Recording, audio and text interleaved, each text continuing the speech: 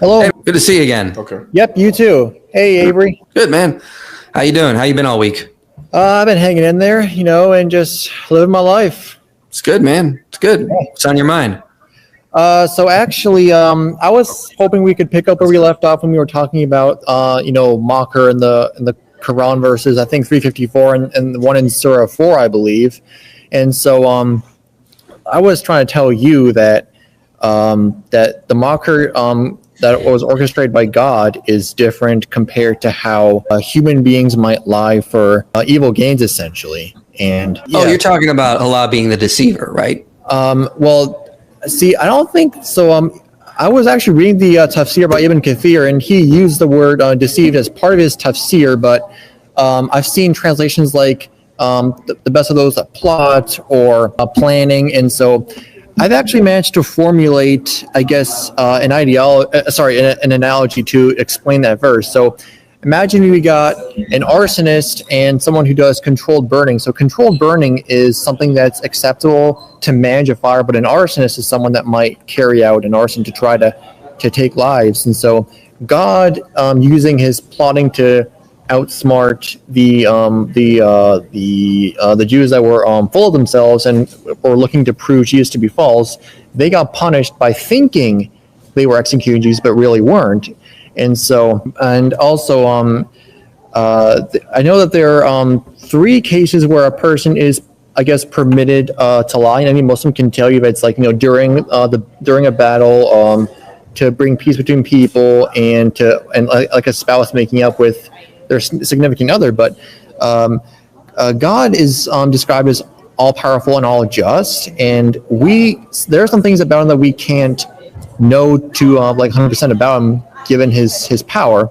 Mm-hmm. And so I would say that that God had a purpose in essentially tricking the Jews that thought they were executing Jesus, but really weren't. So let me just clarify something. Are you saying that lying is okay if it brings about a greater good? Is that what you're getting at? Well, again, any Muslim can tell you that there are only 3 cases where it is halal for a Muslim to lie, which is, during war, spouse making up with like their significant other and to bring peace between people. But a type of lying that is bad is, let's say, like someone clearly saw me throw something across the room and I still lie about them and try to gaslight them. That's not an acceptable type of lying, and that would actually be a major sin.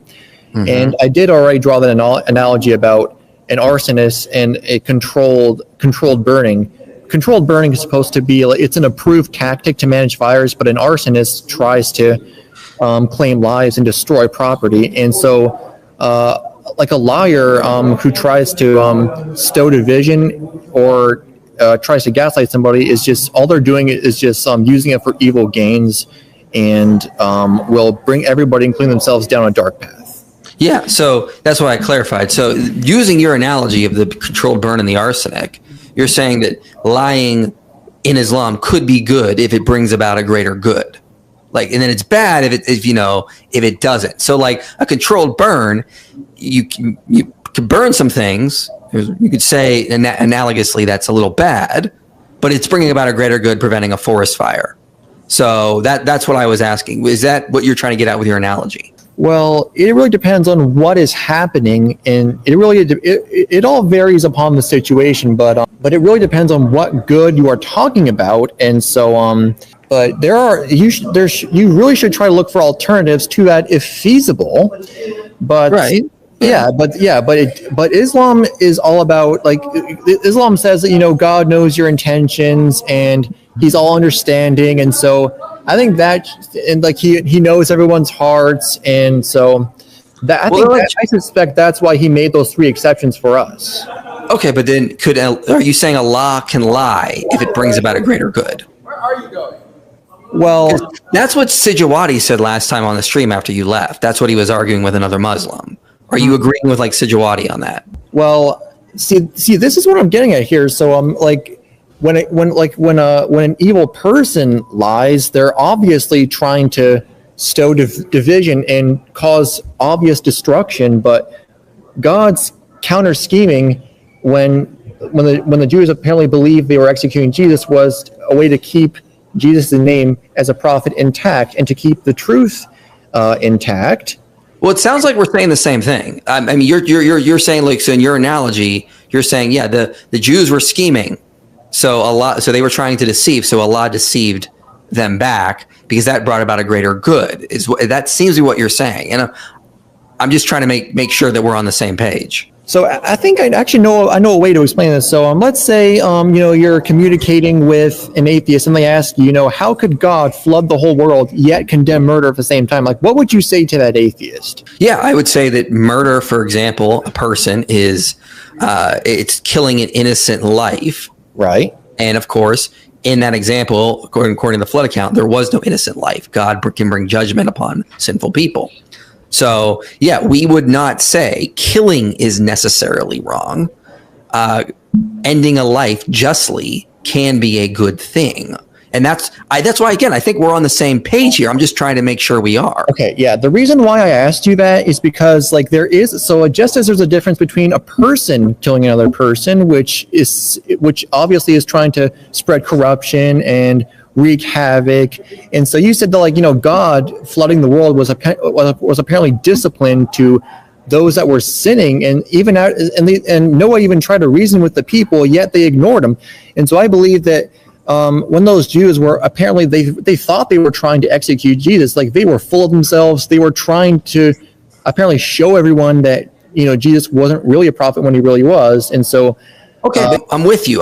So, yeah, are you saying Allah can deceive if it brings about a greater good? If you apply it in a certain context, I would say sure. Okay, so if Allah deceived the Jews in the world by putting someone to look like Jesus on the cross, who wasn't him, what greater good did that bring about, given that it created the world's largest competitor to Islam, created constant division between the Islamic and the Christian world, resulting in thousands of battles, killing, enslavement, tit for tat, all that nonsense? How did that bring about a greater good in that regard? See, again, the thing I've been trying to get at with you is that when those Jews, when they were apparently killing the lookalike Jesus, they thought, we're going to finally prove to everyone that he was lying, and so we're going to show everyone what a fraud he was. And so God decided that I'm not going to let my prophet go through this. I'm going to take him up into heaven alive. And so apparently, and also, I think another comparison I could make is, let's say,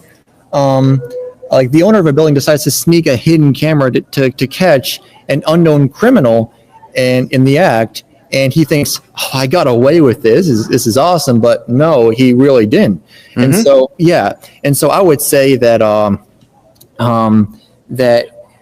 we can't, there are things that we can't understand about God's justice, yet we put our faith in him. And so I would say that was just a punishment to a specific group of people, and in the process keeping Jesus' name as a prophet intact. Couldn't Allah just have taken Jesus up like he took Elijah up without having someone die on the cross and start Christianity? Well, see, yeah, I mean, you do make a fair point there, but I'm referring to a very specific case where it was a small group of Jews who, if they refused to trust Jesus no matter what, even after he tried to talk to them and reason with him. And so when they were all like, oh yeah, we're going to finally prove to everyone that he was a big fraud or whatever. And so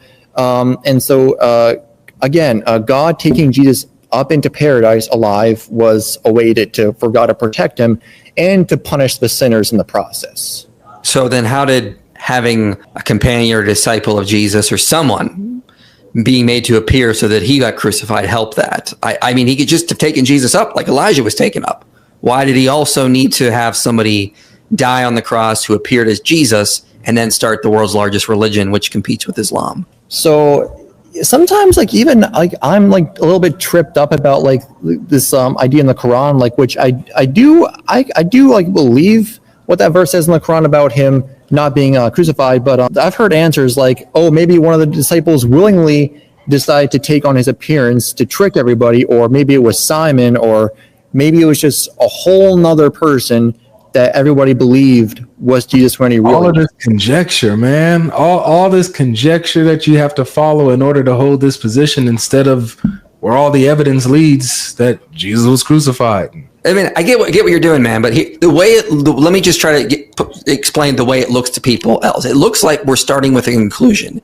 Islam has got to be true. There can't be a mistake. Now I have to come up with conjecture to make it fit. And the problem we see with that is just not how we would do anything. Like let's say like we were scientists and we discovered electricity, and I was a believer in alchemy. And you were like, we discovered electricity. And I'm like, no.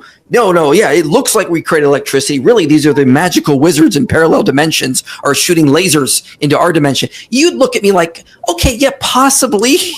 But that's not the simplest explanation. The simplest explanation is electricity. And likewise, when it comes to this, the simplest explanation is Jesus was crucified. The Quran got it wrong. And if Allah did make someone appear to look like Jesus, I don't see how that kind of deceiving leads to something good, and that's the problem we see. So actually, I actually found the tafsir written by Ibn Kathir concerning this verse, and so I'm just going to go ahead and read off of it right now. So it says, the Jews plot to kill Jesus, and so God states that the children of Israel tried to kill Jesus by conspiring to defame him and crucify him. They complained about him to the king, who was a disbeliever. They claimed that Jesus was a man who misguided people, discouraged them from obeying the king, caused division, and separated between man and his own son. They also said other lies about Jesus, which they'll carry on their necks, including accusing him of being an illegitimate son. The king became furious and sent his men to capture Jesus to torture and crucify him. When they surrounded Jesus' home and he thought that they would surely capture him, God saved him from there, raising him up from the house to heaven. God put the image of Jesus on a man who was in the house when the unjust people went into the house when it was still dark. They thought he was Jesus. They then captured that man, humiliated and crucified him. They also placed thorns on his head. However, God deceived these people. He saved and raised his prophet from them, leaving them in disarray in the darkness of their transgression, thinking that they had successfully achieved their goal. God made their hearts hard and defiant of the truth, disgracing them in such disgrace that it will remain with them until the day of resurrection. This is why God said, and they plotted, and God plotted too. And God is the best of those who plot. Now, again, and going back to that little comparison I made about how we have an arsonist who wants to just destroy property and possibly even take some lives in the process against controlled burns, which are approved technique, which is 100% safe and is a way to keep it safe. And so, again, as I read in the tafsir, these were people who were full of themselves. They were boastful, and they wanted apparently to show everyone what a fraud he was. And so, that I guess was God's way of protecting his prophet from that disgrace and humiliation, and to keep the prophetic message safe. So, question, like, you're at a school right now, right? I sure am. Yeah, let's say, like, you were trapped in the school and there was a woke mob outside that school that wanted to get the Muslim. But I was on a SWAT team and I came through the window above you. I pulled you up, but I also had a magic wand and I said, don't worry, I'm going to turn your friend right there. He's going to look like you. They're going to kill him. And then I took you up into the helicopter.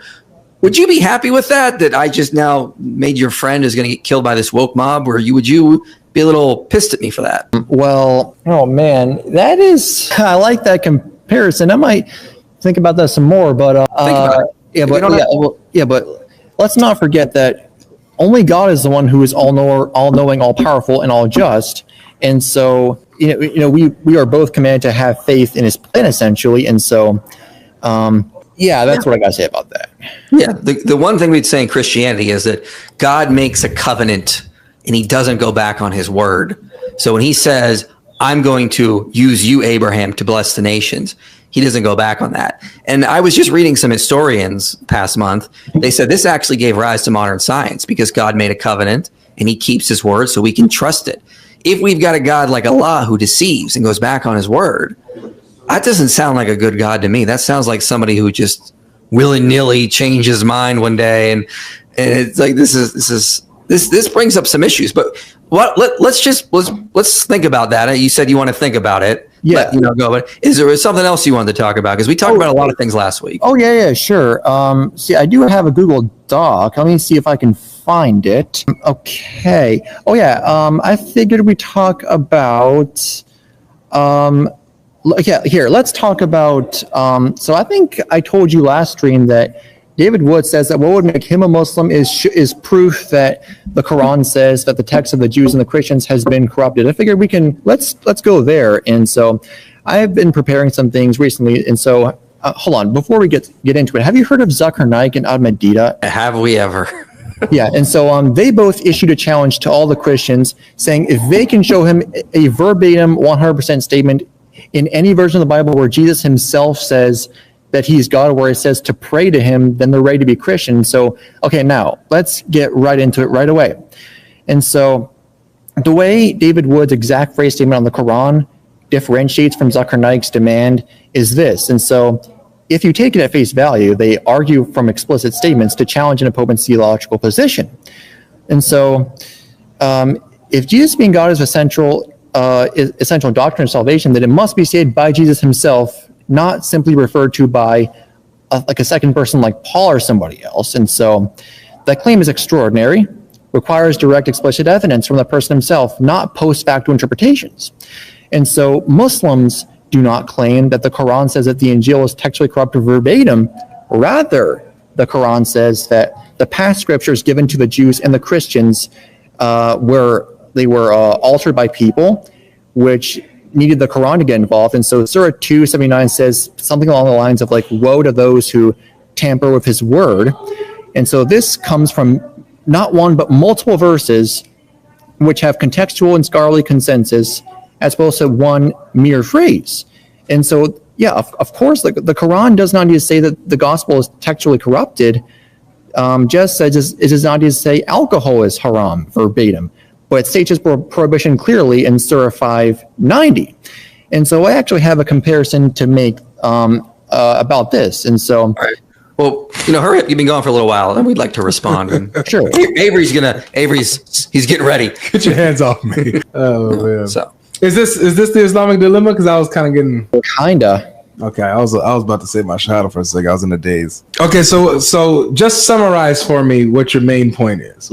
Okay, so what I said again was that in order to meet Zakir Naik's challenge, it has to be something from Jesus himself, not simply an author like Paul or somebody who can. Got it. So you need Jesus claiming to be God, and claiming in those exact words. Yes.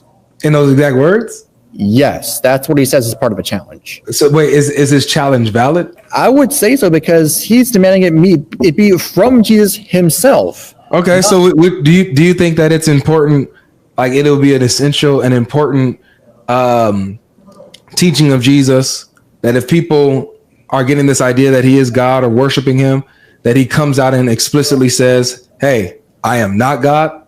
Don't worship me." Well, see, the thing is that most of the Christians I've encountered will tell you that, but I'm just simply saying, they have to be able to provide some type of verse to justify that. They'll tell you that he's God. Yes, that's what I'm getting at there. Okay, but I'm talking about for Jesus. You're saying for Jesus to be God, this will be something that he would have to explicitly say in the exact word, "I am God," in order for him to be God. Right. That's what I'm getting at there. So all right, so I'm asking the reverse. So that means the reverse is true, that if he's not God, then he would have to teach explicitly in the exact words, "I am not God," right?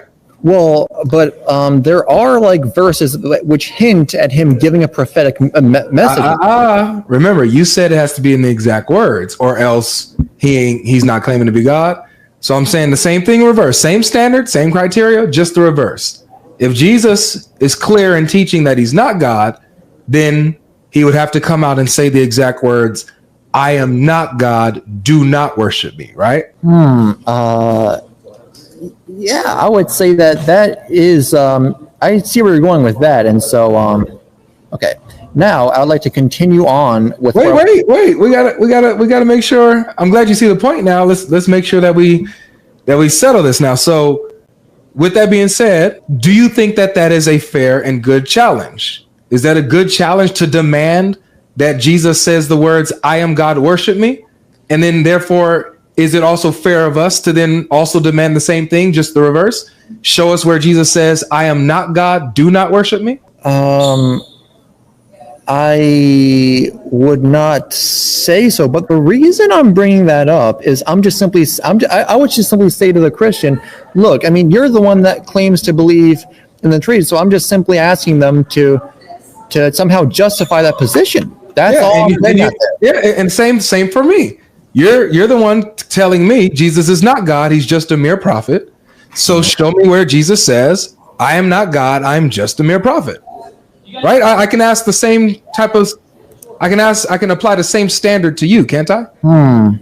Actually, I am able to give you a verse which says that Jesus is a prophet. No, that's not what I'm asking for. Remember, same standard. I'm asking for where Jesus says in his these exact words, "I am not God. I am just a prophet." Well, I guess you are right that nowhere in the Bible does it also. It also doesn't say he's not God either. But I am able to show you a verse where it says that Jesus is called a prophet. I can show you I can read it to you right now.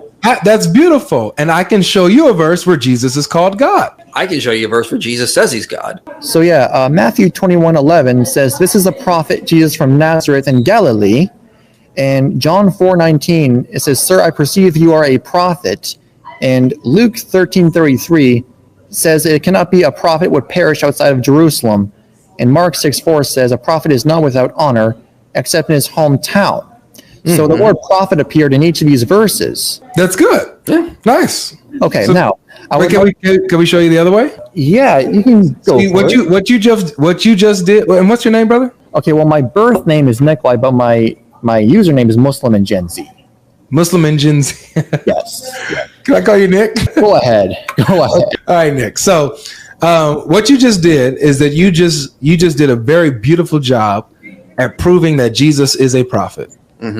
Beautiful job. You gave us nice, good verses that proves without a shadow of a doubt that Jesus is a prophet. And anybody who says that he's not a prophet, they are among the wrongdoers. They're going against what the Bible teaches and against what Jesus teaches. Now, we're also going to show you that he's not merely a prophet. Yes, he's a prophet, and he is God. That's what we're going to show you, okay? Okay. All right. So here's some for just talking about some claims here.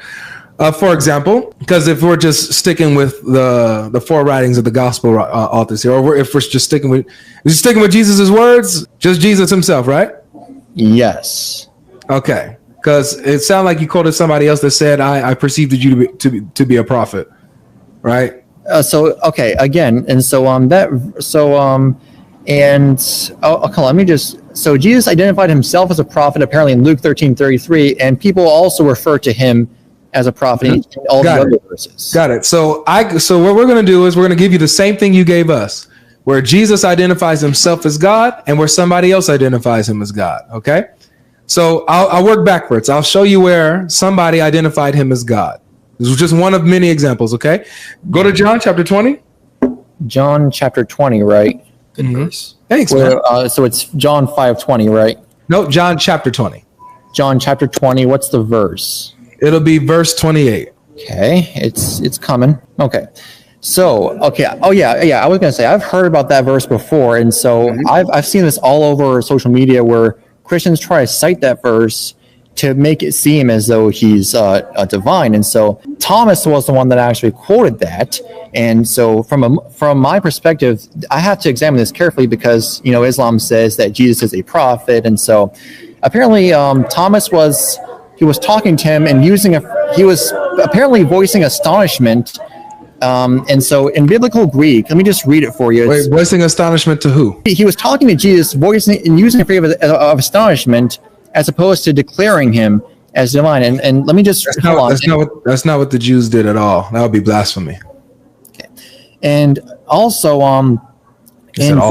and also let's not forget that the New Testament was written by humans sometime after. But you just quoted the New Testament to prove Jesus was a prophet. So let's not do this now. You just used the New Testament to prove Jesus was a prophet.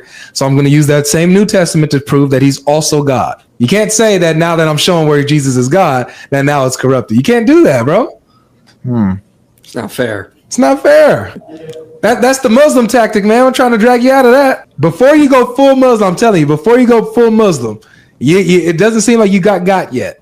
before you go full, this is what the Muslim will do. The Muslim will quote to me the New Testament to help their case. And then when I show the New Testament that defeats their case, they'll say, oh, well, that's corrupted. You don't want to be that guy because that looks crazy. Well, also, actually, Surah 548 does say that the Quran is the ultimate authority, and so what supports the Quran is good, but what doesn't, you can just throw away. That seems like what it's telling you to do. All right, we can get into that next, okay? We'll get into that next on whether or not Allah says that you can pick and choose what you believe of the scriptures. We'll talk about that next. But first, let's talk about the claims of Jesus and the people around him in the Bible. And then we'll talk about what the Quran's view is, okay? Is that fair? Sure. All right. So, according to the Bible here, Thomas calls Jesus his Lord and his God. Is that correct? It seems to me that's what it's saying. So, we got somebody acknowledging and recognizing Jesus, not just as his Lord, but as his God. Right? Okay. So, that's one of his original 12 disciples that's doing that. Now, Jesus doesn't rebuke him. He says, blessed are... you see that you believe this because you see me, but blessed are those who believe without seeing. So Jesus affirms what Thomas is saying about him. He doesn't deny him or reject him. Right? Go ahead and read the next verse. What verse are you talking about? In John chapter 20, verse 28, read verse 29. Oh, John 20:29, right? So this is right after Thomas just called Jesus his Lord and his God. Watch how Jesus responds to him. Okay, and so again, it says, Jesus says to him, because you have seen me, you have believed. Blessed are those who have not seen, yet have believed. So do you see how he's not reprimanding Thomas for blasphemy, for calling him his Lord and God, but he's saying, Thomas, you believe this because you see me. But blessed are those who believe without even having to see me.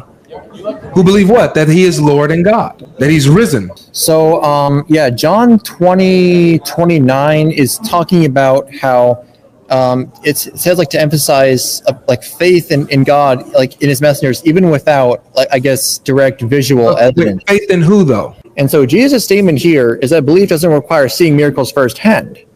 But faith in who? I would imagine it's referring to Jesus, right?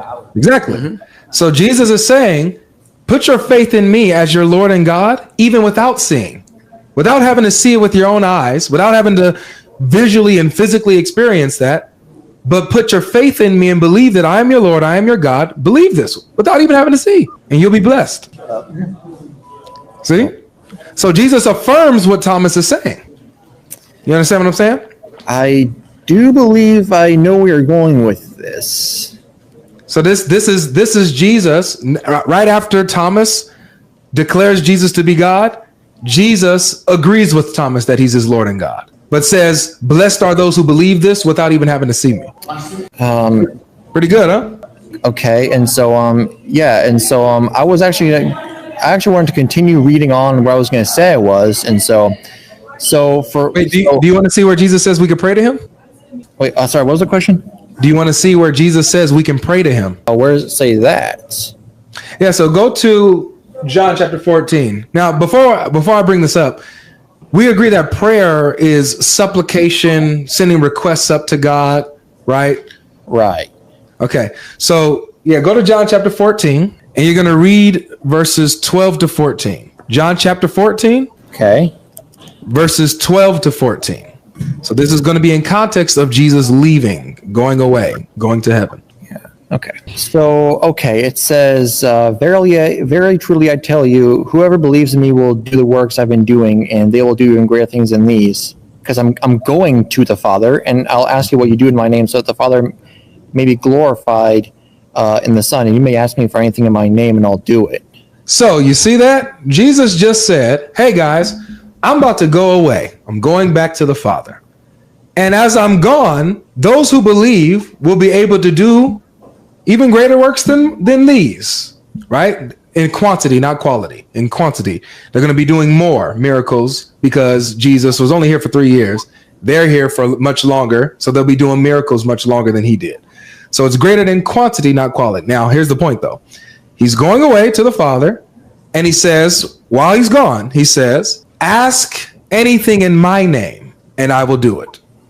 He says, truly I say to you, if you ask me anything in my name, I will do it. So Jesus is saying while he's gone, while he's in heaven with the Father, we can supplicate to him. We can send our request to Jesus, supplicate to Jesus. And not only will he hear our supplication, but he is going to answer our prayer. He can answer our requests. So, okay. And so greater works could simply mean like to spread the message to the entire world. And let's also not forget that Muslims don't pray to prophets, but in his name could simply refer to praying with faith in God as the source while trusting in the prophet's guidance. Nope, because who does he say to ask?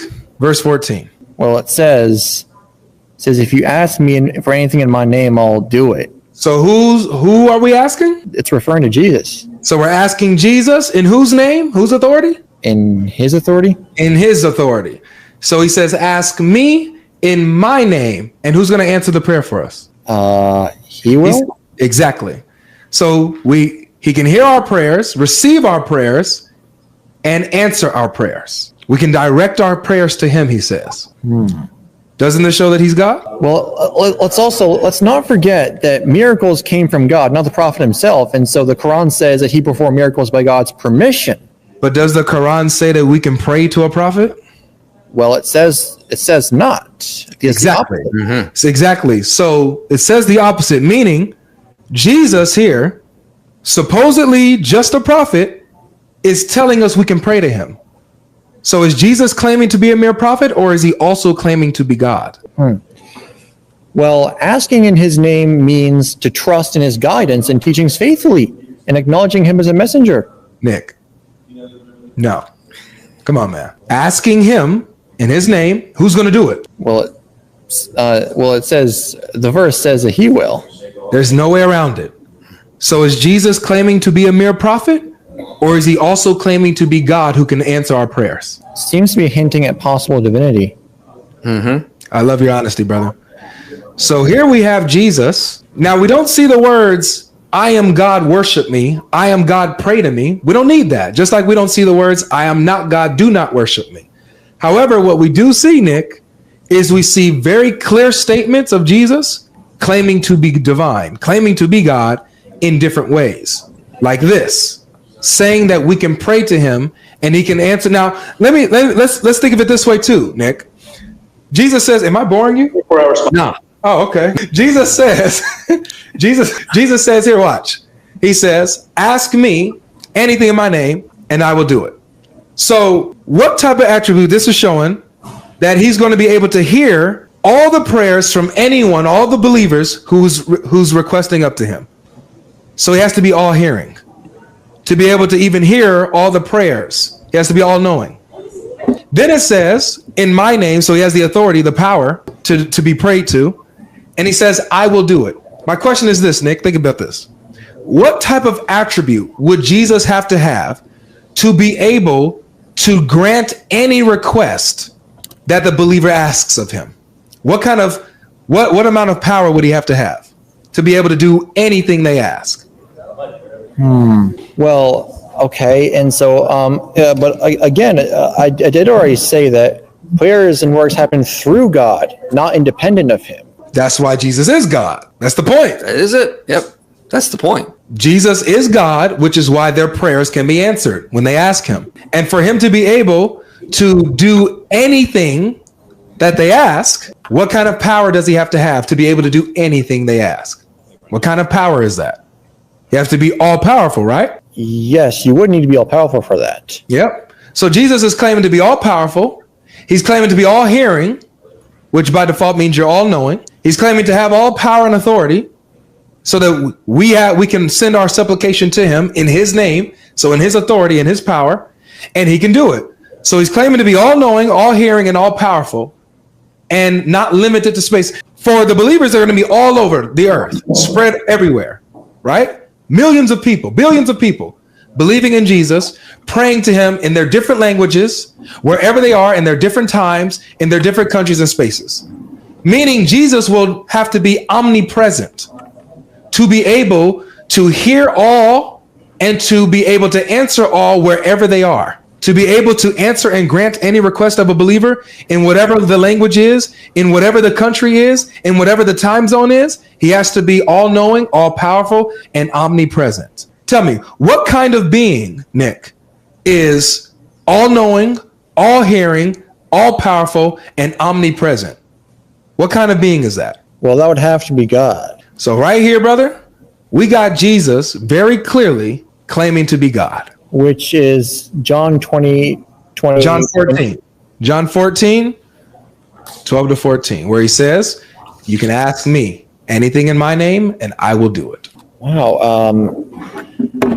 That's seems like a fair point there, and I'd be more than happy to check it out later and get back to you guys on that.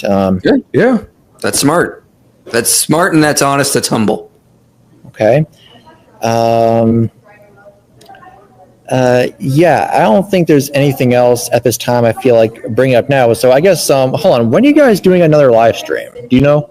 I'm live every Monday, Wednesday, and Friday, usually around the same time that I started today. 5 o'clock, right? IP, when are you going live? Oh, Sijuwadi, I think we'll be live again September 30th after my eye surgery because I have to get that the prior week, so we can't do it that week. But September 30th, which is a Tuesday, we should go live like 1 p.m. PST around that time. It'll be late. So. Do you know when you're going live, Michael? Yeah, September 30th with Sijuwadi. 30th. That's when we're going to do it, yeah.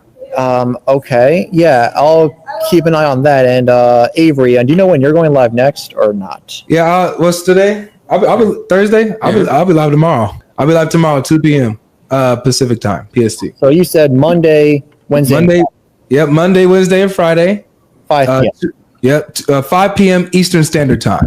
And also, something I like to bring up is there's a Muslim apologist I've been conversing with recently, and he says he'd be willing to have a formal debate with anybody on any topic. And so, again, I think what you can do is find a way to get in contact with him. Like you can comment on one of his videos, and what's his name?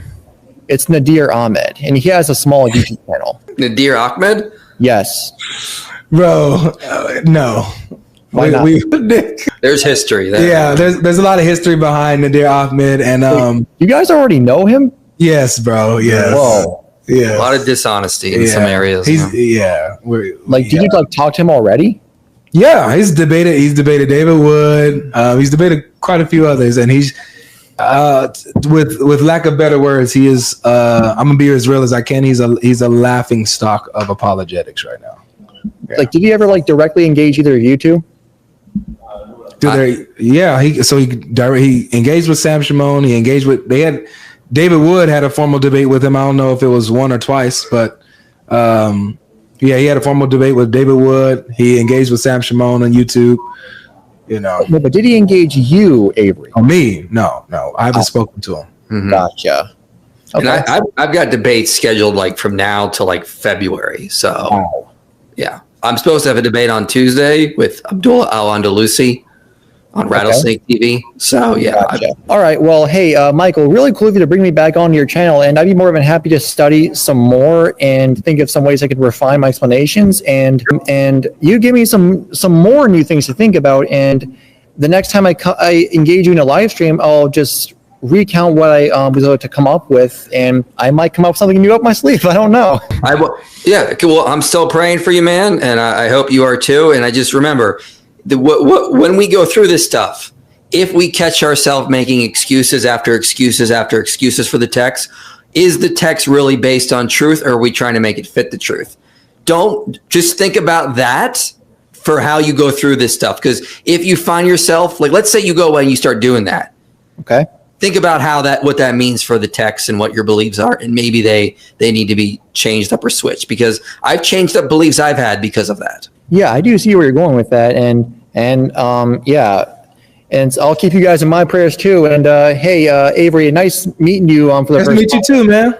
Yeah, and maybe see you guys in a future stream. For sure, bro. Yep. Take care of yourself, okay? You guys have a good night now. Bless, man. See, last week when I was streaming, I was like, oh, I'm going to get some crazy Dawa guys in here. And then this guy shows up and he's super nice. Yeah. And I'm like, oh, he's cool. He's chill. I watched that. You guys had a great conversation with him. Mm-hmm. He thinks before speaking, and he thinks about what is being said to him. So that's what you can ask for, man, in a conversation, you know, like this, especially with the ton of boneheads we get. So you start running the Dawa script. Yeah, start running the Dawa script. Now, by the way, he's also running the Dawa. I mean, he took Zakir Nikes, you know, and said, "Here, you know, meet the challenge." So he runs the Dawa script. He just has a better attitude with it. Yeah.